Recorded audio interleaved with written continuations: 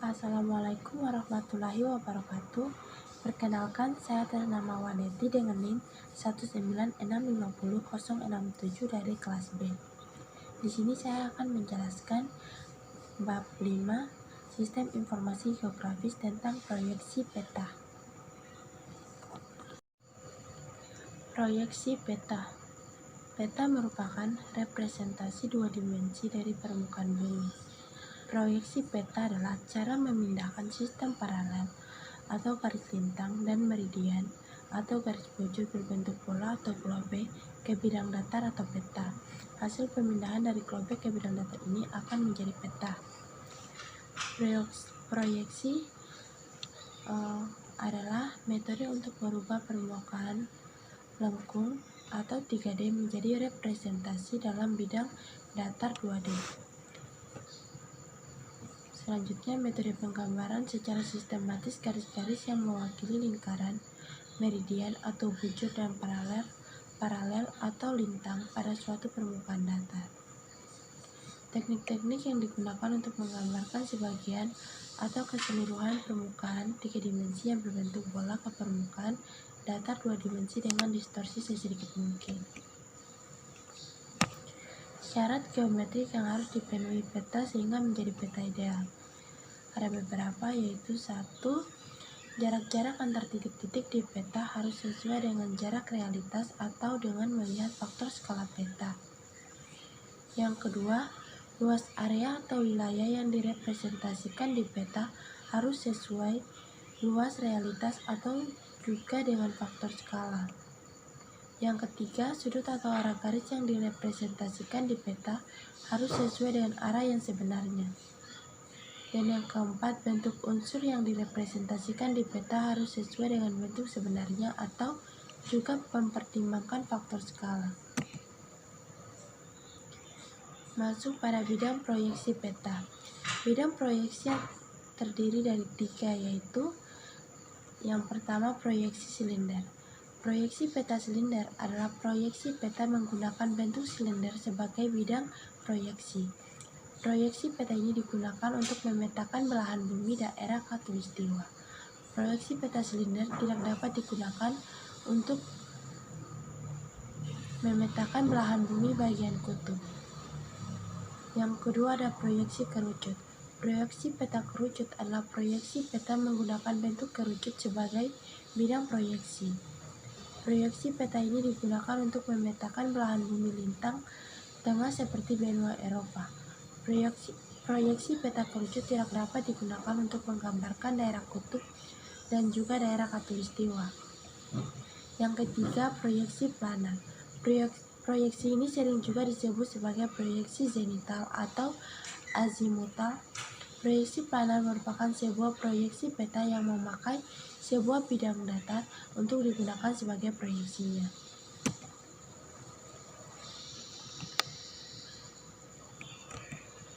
Proyeksi peta yang tetap dipertahankan terdapat beberapa juga. Yang pertama ada proyeksi ekuidistan.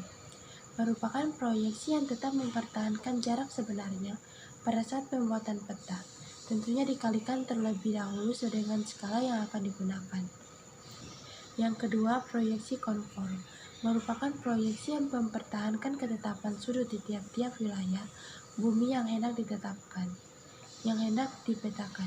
Jadi di sini skala yang dipertahankan merupakan ketetapan sudut. Yang ketiga, proyeksi ekuivalen.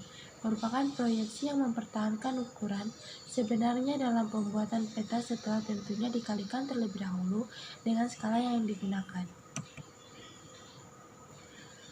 Koordinat sistem geografis. Sistem koordinat geografis digunakan untuk menunjukkan suatu titik di bumi berdasarkan garis lintang dan garis bujur. Garis bujur yaitu horizontal yang mengukur sudut antara suatu titik dengan titik nol di bumi, yaitu Greenwich di London, Britania Raya, yang merupakan titik bujur 0 derajat atau 360 derajat yang diterima secara internasional. Titik di barat bujur 0 derajat dinamakan bujur barat, sedangkan titik di timur 0 derajat dinamakan bujur timur. Dan contohnya ada di gambar bawah ini.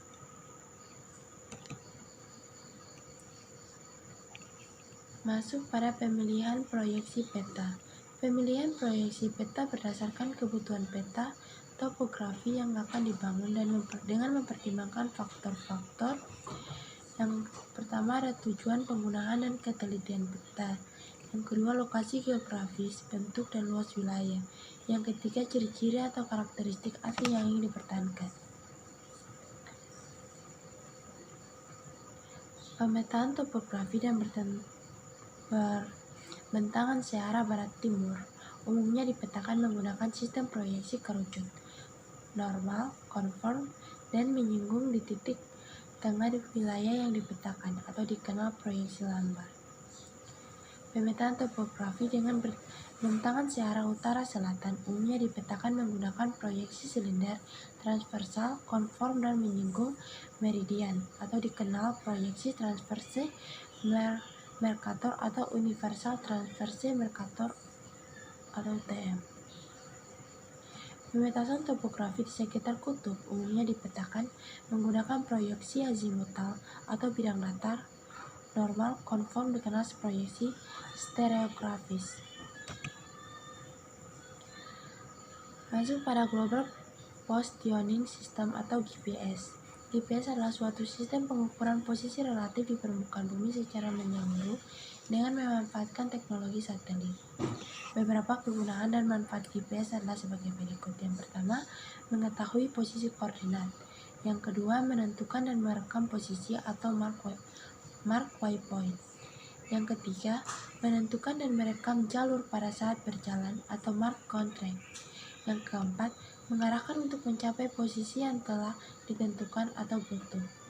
Dan yang kelima mengarahkan dan memandu untuk mencapai titik awal keberangkatan melalui jalur pintasan yang ditempuh pada saat berangkat atau track back.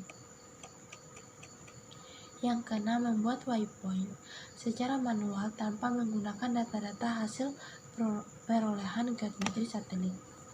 Dan yang ketujuh, membuat dan menyimpan rute perjalanan dari satu waypoint ke waypoint lainnya atau rute. Satelit GPS memancarkan sinyal pada peralatan yang berada di permukaan bumi. Receiver GPS menerima secara pasif sinyal satelit dan tidak memancarkan sinyal. GPS memerlukan ruang terbuka, sehingga hanya digunakan di luar ruangan atau outdoor dan kadang tidak bekerja dengan baik pada wilayah yang berhutan atau dekat bangunan tinggi.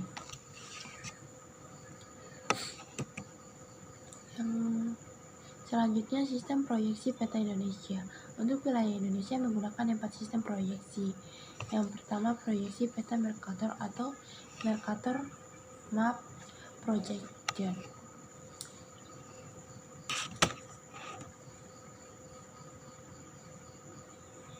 Dia adalah proyeksi peta silinder yang dipopulerkan oleh kartografer Flandria Gerardus Mercator pada tahun 1569.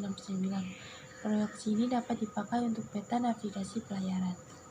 Yang kedua ada proyeksi TM atau Transverse Mercator. Dia merupakan turunan dari sistem proyeksi UTM, yaitu dengan cara membagi dua lebar zona UTM dari 60 menjadi dua zona dengan lebar masing-masing 30.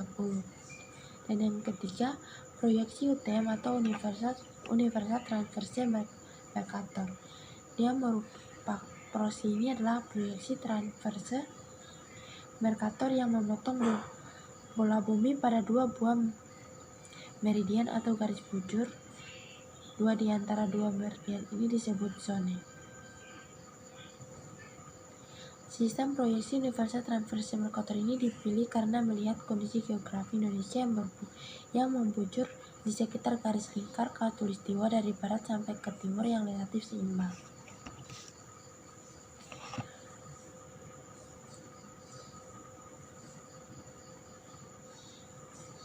Proyeksi peta Mercator ini awalnya dibuat untuk menampilkan arah kompas yang benar selama pelayaran di laut. Dia juga termasuk jenis proyeksi silinder. Garis singgung bidang proyeksi terhadap bola bumi adalah ekuator, dan dapat dilihat contohnya seperti gambar di bawah.